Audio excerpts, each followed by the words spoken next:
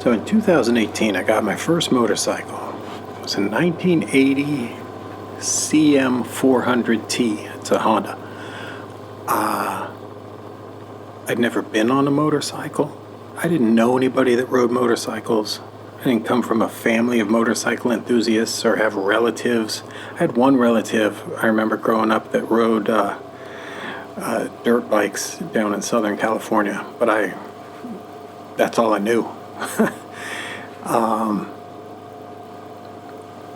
But while on vacation, a family vacation to the East Coast, Long Beach Island, there was a copy of Zen and the Art of Motorcycle Maintenance in the place that we stayed.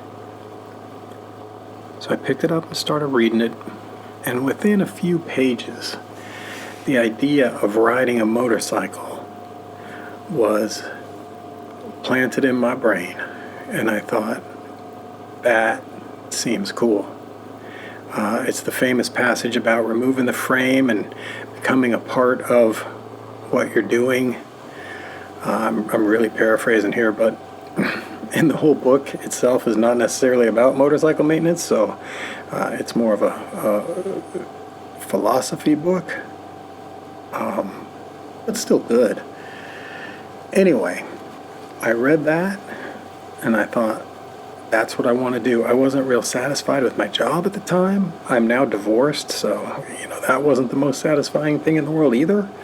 But the idea of riding a motorcycle suddenly was implanted, and it stuck, and it just hung around. And I loved it. So I came back from that trip, bought a motorcycle, had the guy ride it around a parking lot for me. I didn't know how to ride a motorcycle, so I met up with this kid, and I'm like, you ride it around here, ride it by me a couple times, and I think I paid $1,100 for it, which may have been too much, but whatever. It was kind of a beater of a bike to a certain extent, and a perfect bike to learn on and start on and get the hang of. And from there, I signed up for the motorcycle classes, passed those, and then I was off to the races. During that same time, I also started watching a lot of motorcycle-related content, motorcycle-related YouTubers, motorcycle movies that I could find that I found kind of fit what my vision for riding a motorcycle was. I watched Easy Rider. I watched The Motorcycle Diaries. I watched The Greasy Hands Preachers. Movies that were fantastic. I found a bunch of YouTubers that were doing cool stuff that I thought looked interesting. And it just started to build in my mind that I wanted to take a trip. I was about to turn 50. And I thought this would be a cool thing to do for that.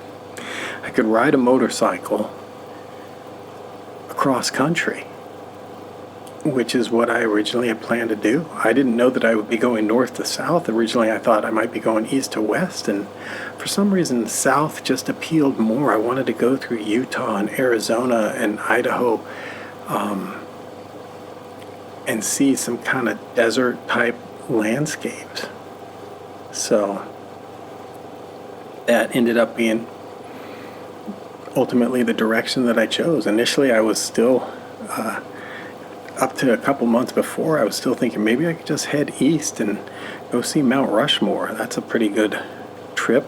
It's a decent amount, but it went through Montana, and there are a lot of trees there. I live in the Northwest. There are a lot of trees here. So it didn't seem super diverse. And maybe it is. I could be wrong. This year I want to go to Montana and go to Glacier National Park. So, I want to go check out that. But at the time I was like, I want desert and rock formations and sand. And so I decided to go south. And I did.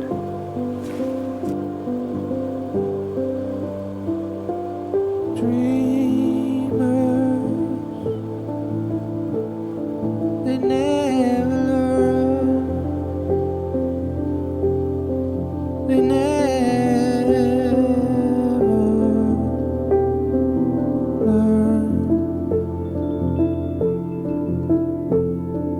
Beyond the point of no return, of no